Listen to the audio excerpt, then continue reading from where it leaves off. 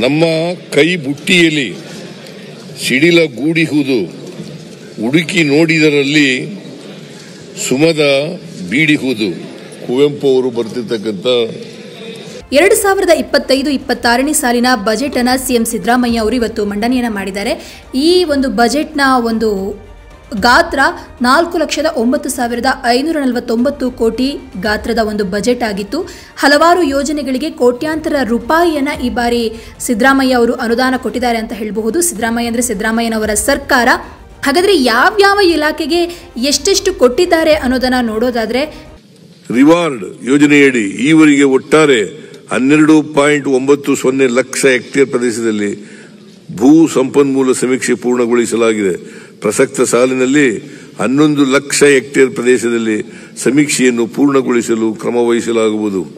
ಭೂ ಸಂಪನ್ಮೂಲ ಸಮೀಕ್ಷೆ ಆಧಾರದ ಮೇಲೆ ರೈತರು ಸೂಕ್ತವಾದ ಬೆಳೆಗಳನ್ನು ಬೆಳೆಯಲು ಅಗತ್ಯವಿರುವ ರಾಸಾಯನಿಕ ಗೊಬ್ಬರ ಹಾಗೂ ಪೋಷಕಾಂಶಗಳನ್ನು ಬಳಸಿ ಬೆಳೆಗಳ ಉತ್ಪಾದನೆ ಹೆಚ್ಚಿಸಲು ಪ್ರೋತ್ಸಾಹಿಸಲಾಗುವುದು. ಮಂಡ್ಯ ಕೃಷಿ ವಿಶ್ವವಿದ್ಯಾಲಯವನ್ನು ಸ್ಥಾಪಿಸಲು ಈಗಾಗಲೇ ಅನುಮೋದನೆ ನೀಡಿದ್ದು, ಮೂಲಸೌಕರ್ಯ ಕಲ್ಪಿಸಲು 25 ಕೋಟಿ ರು ಒದಗಿಸಿ ಪ್ರಸಕ್ತ ಸಾಲಿನಲ್ಲಿ ತರಗತಿಗಳನ್ನು ಆರಂಭಿಸಲಾಗುವುದು. ಬರ ಮತ್ತು ರೋಗ ನಿರೋಧಕ ಲಕ್ಷಣಗಳ ಸಂಶೋಧನೆ ಕೈಗೊಂಡು ಬೆಳೆಗಳ ಉತ್ತಮ ತಳಿ ಅಭಿವೃದ್ಧಿಪಡಿಸಲು ಬೆಂಗಳೂರಿನ ಗಾಂಧಿ ಕೃಷಿ ವಿಜ್ಞಾನ ಕೇಂದ್ರದಲ್ಲಿ ಪಶುಸಂಗೋಪನೆ ಹಾಗೂ ಮೀನುಗಾರಿಕಾ ಇಲಾಖೆಗೆ 3,977 ಕೋಟಿ, ಕೃಷಿ ಮತ್ತು ತೋಟಗಾರಿಕೆ ಇಲಾಖೆಗೆ 7,145 ಕೋಟಿ, ಆಹಾರ ನಾಗರಿಕ ಸರಬರಾಜು ಇಲಾಖೆಗೆ 8,275 ಕೋಟಿ, ಸಮಾಜ ಕಲ್ಯಾಣ ಇಲಾಖೆಗೆ 11,841 ಕೋಟಿ, ಕಂದಾಯ ಇಲಾಖೆಗೆ 17,201 ಕೋಟಿ, ಆರೋಗ್ಯ ಮತ್ತು ಕುಟುಂಬ ಕಲ್ಯಾಣ ಇಲಾಖೆಗೆ 17,475 ಕೋಟಿ, ಶಿಕ್ಷಣ ಇಲಾಖೆಗೆ 45,286 ಕೋಟಿ, ಮಹಿಳಾ ಮತ್ತು ಮಕ್ಕಳ ಕಲ್ಯಾಣ ಇಲಾಖೆಗೆ 34,955 ಕೋಟಿ, ಇಂಧನ ಇಲಾಖೆಗೆ 26,896 ಕೋಟಿ, ನೀರಾವರಿ ಇಲಾಖೆಗೆ 22,181 ಕೋಟಿ, ಗ್ರಾಮೀಣಾಭಿವೃದ್ಧಿ ಇಲಾಖೆಗೆ 26,735 ಕೋಟಿ, ಇನ್ನು ನಗರಾಭಿವೃದ್ಧಿ ಹಾಗೂ ವಸತಿ ಇಲಾಖೆಗೆ 21,405 ಕೋಟಿ, ಇನ್ನು ಒಳಾಡಳಿತ ಮತ್ತು ಸಾರಿಗೆ ಇಲಾಖೆಗೆ 20,265 ಕೋಟಿ, ಹಾಗೆ ಲೋಕೋಪಯೋಗಿ ಇಲಾಖೆಗೆ 11,841 ಕೋಟಿಯನ್ನು ಕೊಡಲಾಗಿದೆ. ಗದಗ ಜಿಲ್ಲೆಯ ಡಂಬಳದಲ್ಲಿ ತೋಟಗಾರಿಕೆ ಕಾಲೇಜನ್ನು ಸ್ಥಾಪಿಸಲು ತಜ್ಞರಿಂದ ಕಾರ್ಯಸಾಧ್ಯತಾ ವರದಿಯನ್ನು ಪಡೆದುಕೊಳ್ಳಲಾಗುವುದು.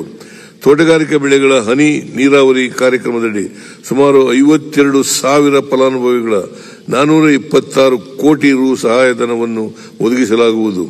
ಮಲೆನಾಡು ಜಿಲ್ಲೆಯಲ್ಲಿ ಎಲೆ ಚುಕ್ಕಿ ರೋಗದ ಬಾಧೆಗೆ ತುತ್ತಾಗಿ 2 ಲಕ್ಷಕ್ಕಿಂತ ಅಧಿಕ ಅಡಿಕೆ ಬೆಳೆಗಾರರು ಸಂಕಷ್ಟಕ್ಕೀಡಾಗಿರುತ್ತಾರೆ. ಈ ರೋಗ ನಿಯಂತ್ರಿಸಲು ಸಸ್ಯ ಸಂರಕ್ಷಣಾ ಕ್ರಮಗಳಾಗಿ 62 ಕೋಟಿ ಒದಗಿಸಲಾಗಿದೆ. ಇನ್ನು ಸಿಎಂ ಸಿದ್ದರಾಮಯ್ಯನವರು ಈ ಬಾರಿ ಒಂದು ಭಾರೀ ಗಾತ್ರದ ಬಜೆಟ್ ಅನ್ನು ಮಂಡಿಸಿದ್ದಾರೆ. ಹಾಗೆ ದಾಖಲೆ ಅಂತಾನೆ ಹೇಳಬಹುದು. ಇದು ಸಿದ್ದರಾಮಯ್ಯನವರಿಗೆ 16ನೇ ಬಜೆಟ್ ಕೂಡ. ಇನ್ನು ಎಲ್ಲಾ ಕ್ಷೇತ್ರಗಳಿಗೂ ಸಮಾಧಾನವಾಗುವಂತಹ ಬಜೆಟ್ ಅನ್ನ ಕೊಡುವ ಪ್ರಯತ್ನವನ್ನ ಮಾಡ್ತಾ ಇದ್ದಾರೆ ಅಂತಲೂ ಹೇಳಲಾಗ್ತಾ ಇದೆ. ಇನ್ನು ಸಿಎಂ ಸಿದ್ದರಾಮಯ್ಯ ಅವರು ತಮ್ಮ ದಾಖಲೆಯ 16ನೇ ಬಜೆಟ್ ಅನ್ನ ಇವತ್ತು ಬೆಳಗ್ಗೆ 10:15ಕ್ಕೆ ಪ್ರಾರಂಭಿಸಿದ್ರು. ಸುಮಾರು 2 ಗಂಟೆಗಳಿಗಿಂತಲೂ ಅಧಿಕ ಕಾಲದವರೆಗೆ ಬಜೆಟ್ ಅನ್ನ ಮಂಡಿಸಿದ್ದಾರೆ. ಆಗಲೇ ಹೇಳಿದಂತೆ ಬಜೆಟ್ ಗಾತ್ರ 4 ಲಕ್ಷ ಕೋಟಿಯನ್ನು ದಾಟುವಂತಹ ನಿರೀಕ್ಷೆ ಇತ್ತು, ದಾಟಿದೆ. ಇನ್ನು ಕಾಲು ನೋವಿನಿಂದ ಬಳಲ್ತಾ ಇರುವಂತಹ ಅವರು ಈ ಬಾರಿ ವೀಲ್ ಚೇರ್ನಲ್ಲೇ ಕೂತು ಬಜೆಟ್ ಅನ್ನು ಮಂಡಿಸಿದ್ದಾರೆ. ಇನ್ನು ಇದು ಅವರ ವೈಯಕ್ತಿಕ ದಾಖಲೆ. 16 ಬಾರಿ ಆಯವ್ಯಯ ಬಜೆಟ್ ಅನ್ನು ಮಂಡಿಸಿದಂತಹ ಕೀರ್ತಿ ಇದೀಗ ಅವರದಾಗಲಿದೆ. ಇನ್ನು ರಾಜ್ಯದ ಇತಿಹಾಸದಲ್ಲಿ ಇಷ್ಟು ಬಾರಿ ಬಜೆಟ್ ಮಂಡಿಸಿದವರು ಇತರರು ಯಾರೂ ಇರಲೇ ಇಲ್ಲ.